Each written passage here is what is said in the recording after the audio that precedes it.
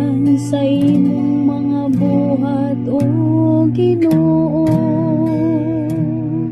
Puno ang yuta sa imong mga binuhat.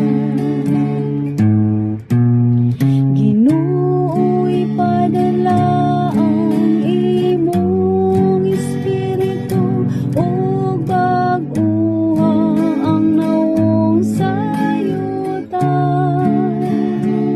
Hulong tadunta sa gihapon ang himaya sa Ginoo. Ug malipay ang Ginoo diha sa iyang mga buhat. Makapahimot unta kaniya ang akong isugilon. Maglipay ako diha sa Ginoo. Ginoo, ipadala ang imong espiritu ug bag-uha ang nawong sayuta.